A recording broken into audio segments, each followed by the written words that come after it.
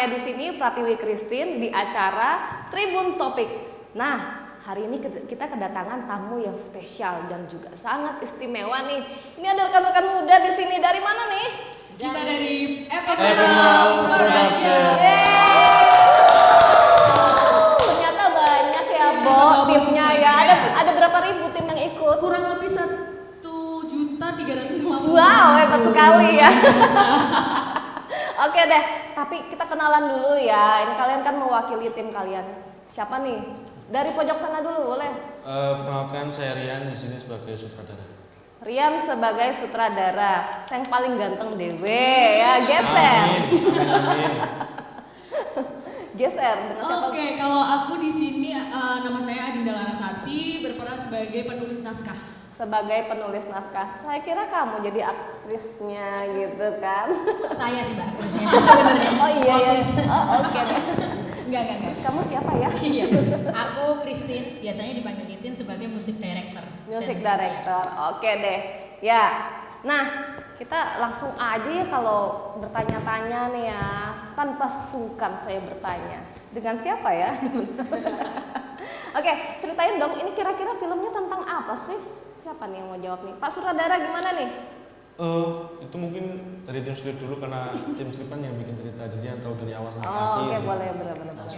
Silakan ya. Jadi kita sekarang lagi membahas tentang film yang diproduksi oleh Ephemeral Production, yaitu berjudul Sekar Kinanti, teman-teman. Nah, di film Sekar Kinanti ini menceritakan bagaimana seorang anak muda perempuan yang bernama Sekar Kinanti itu sendiri itu memiliki background keluarga, background lingkungan yang kental dengan kebudayaan Jawa.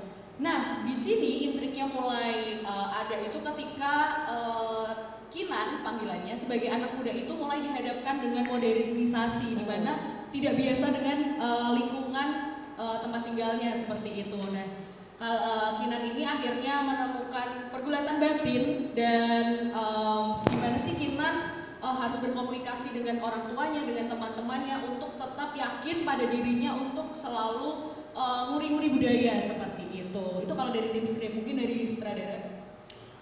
Kalau dari sutradara kurang lebih sama.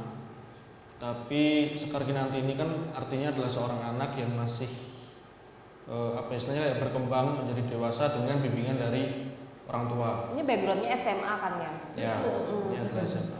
Dan kebetulan dalam film ini orang tua yang membimbing atau istilahnya kayak membesarkan dan mewejangi si Sekar adalah si bapak.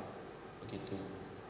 Oke. Nah, tentunya kan kalau bikin film itu selalu katanya itu berdasarkan dari realitas. Dari kalian sendiri itu melihat ya, itu kan ide tuh selalu muncul dari ya ada ide-ide yang lain. Idenya gimana nih kira-kira? Muncul dari mana? Kalau idenya itu sebenarnya dari lingkungan sekitar aja sih, dimana sekarang kita kan di UKSW nih Kak. Dimana UKSW itu Indonesia Mini, banyak sekali budaya pertemanan yang kita laksanakan, kita lalui lah tiap hari itu banyak sekali, ada yang dari Batak, ada yang dari Papua gitu. Nah, gimana caranya teman-teman itu bisa membawa identitasnya tanpa kaku gitu loh, tanpa pembawaannya itu menjadi kaku, tetap luas dengan modernisasi, tetap bisa berkembang bersama gitu, cuma tidak lupa dengan identitasnya. Jadi idenya seperti itu. Ada berapa tokoh penting di dalam film ini? Sebenarnya semua tokoh penting, cuman kalau untuk tokoh utama yang istilahnya kayak menyampaikan pesan kita di film ini adalah si Kinan sendiri. Kinan ini didukung oleh teman-teman sekolahnya, itu ada si Tiara, Rio sama Bima. Terus di sisi yang lain di kehidupan Kinan di rumah, Kinan didukung perannya oleh si bapak gitu. Oke, bisa dibocorin sedikit nih 4 karakter ya kayaknya ya yang muncul. Itu kayak gimana karakternya ini? 5. Apa? 5. Iya.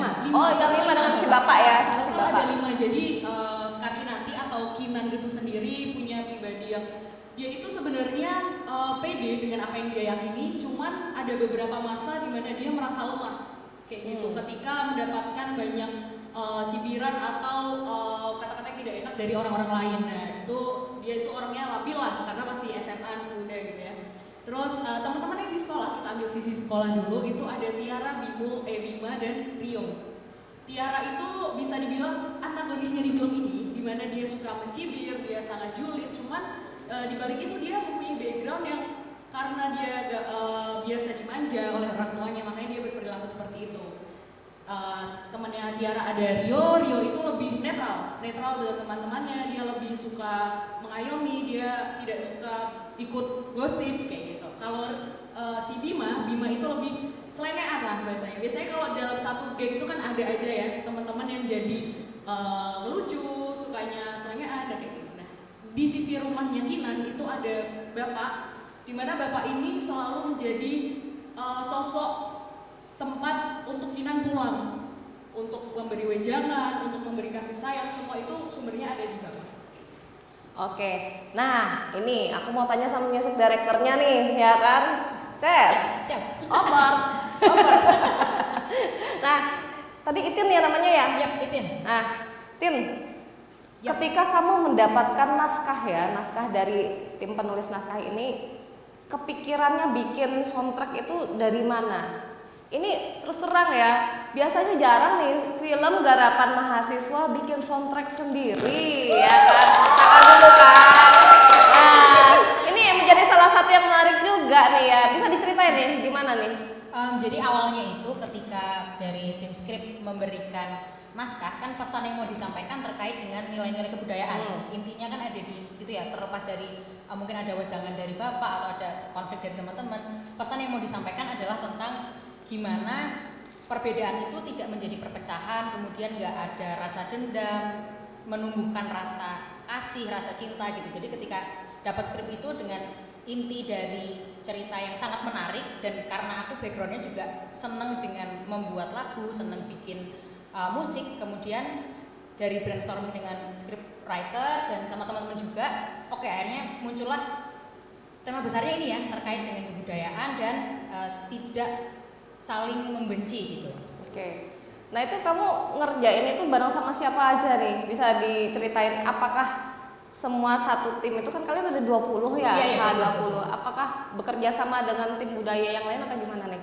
Oh iya, kalau kerjasama ya Mbak, kita kerjasama juga dengan teman-teman di luar tim dari Ephemeral, tapi kalau teman-teman dari Ephemeral itu sangat membantu, kayak kita bikin lirik misalkan, kita brainstorming bikin lirik itu, aku bikin lirik, kemudian aku lemparkan ke teman-teman, ada masukan atau enggak gitu, dan teman-teman memberikan masukan dan kritik yang membangun juga, makanya nanti bisa didengarkan untuk OS kita di Bumi Nusantara judulnya. Wow, jadi Tribuners ya, ditunggu ya, nanti premier tanggal 16 bakal ada OS soundtrack yang paling keren. Judulnya tadi Bumi Nusantara. Oke deh, dan itu garapan bareng-bareng dari tim Ephemeral, dari Ilkom UKSW. Angkatan berapa nih? 2019. 2019, masih muda banget loh, tapi udah hebat-hebat karyanya. Terus gini, kira-kira pesannya yang ingin disampaikan ke penonton itu apa sih yang paling utama?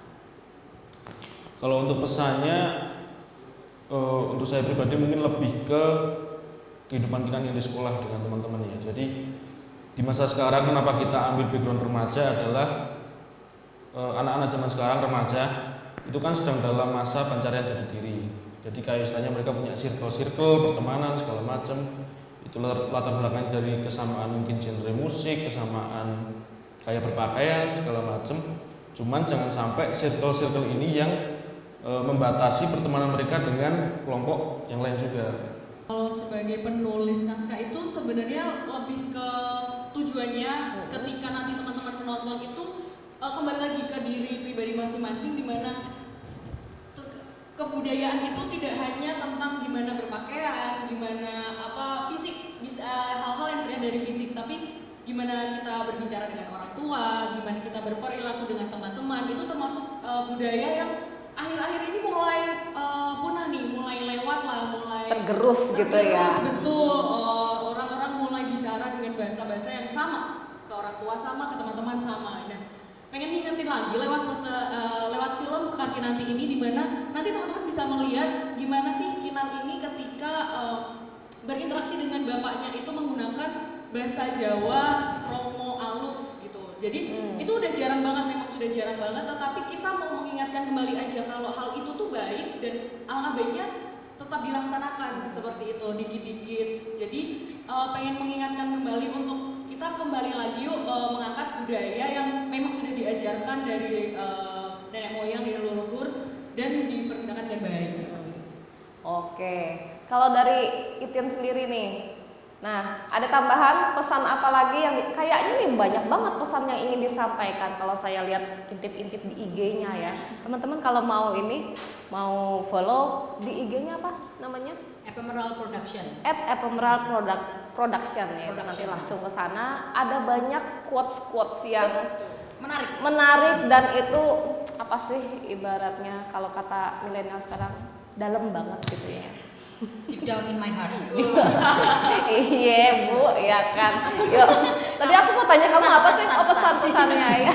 Pesan yang mau disampaikan tadi benar banget yang disampaikan sama Pak Sutradara, kemudian sama scriptwriter. Kalau tambahan dari aku sebagai music director, mungkin yang mau disampaikan melalui lagunya juga adalah kita kan sebagai manusia belajar memaafkan itu adalah pelajaran seumur hidup ya Mbak. Jadi dari film ini, dari segala konflik yang terjadi, satu pesan yang menarik adalah semua hal itu semua masalah itu bisa diselesaikan dengan baik-baik dan belajar memaafkan itu harus dilakukan secara terus-menerus gitu.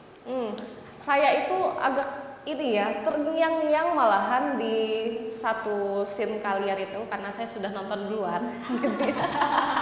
Saya sudah nonton duluan, segala sesuatunya bisa diomong kayak api-api itu ya lah, kok jadi relate banget sama kehidupan saya sekarang gitu.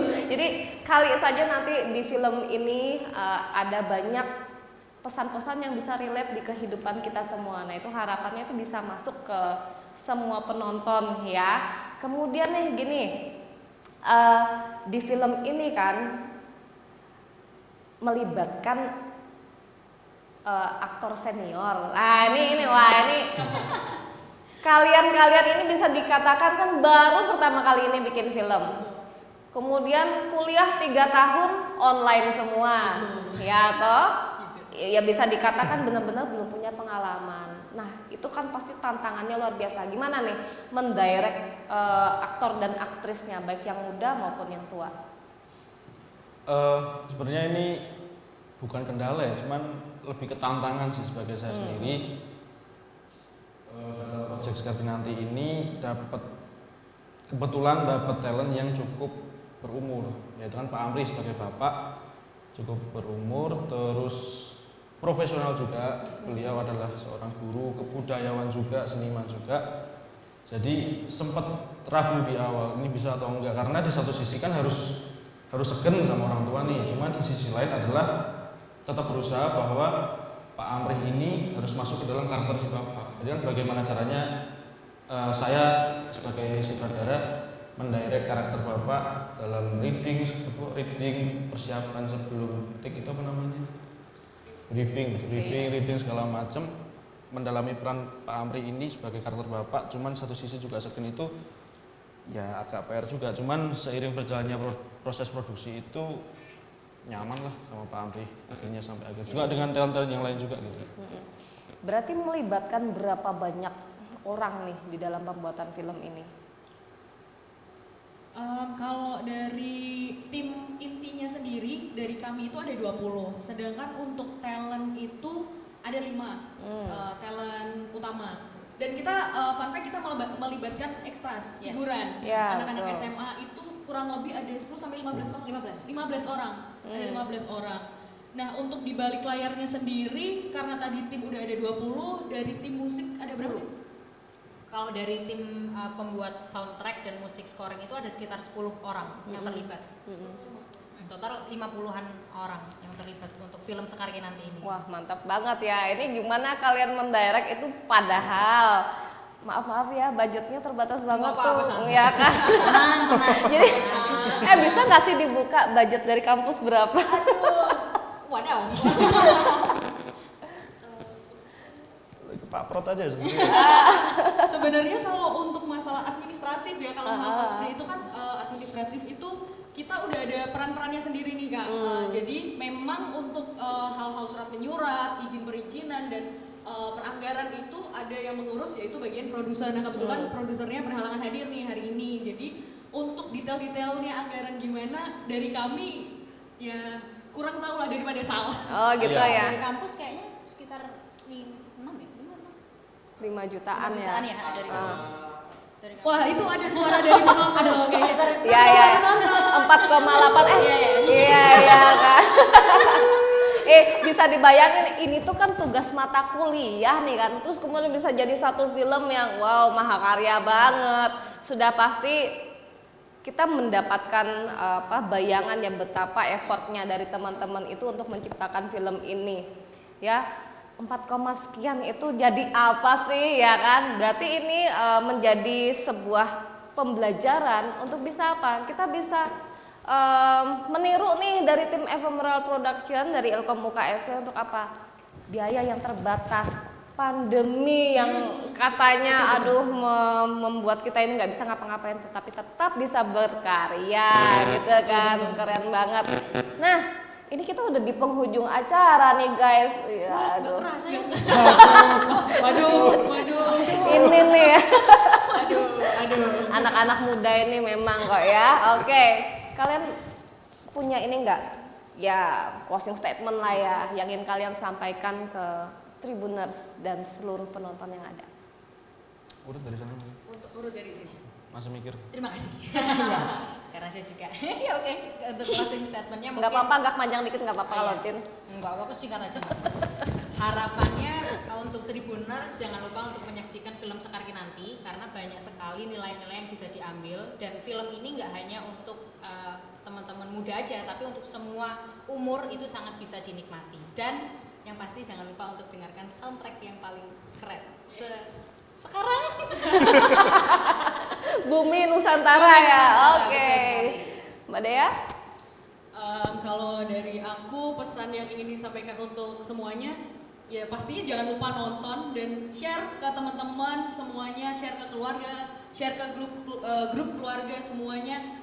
Suruh mereka untuk menonton Sekar Kinanti karena film ini bisa membangkitkan buat teman-teman anak-anak band mungkin. Nah, kalian bisa melihat gimana sih mereka itu berusaha untuk mengikuti sebuah lomba gitu-gitu. Untuk strugglingnya anak band gimana sih, terus untuk bapak-bapak, ibu-ibu, untuk anaknya yang lagi labil. Nah, itu semua ada di film Sekar Kinanti. Jadi semuanya harus nonton.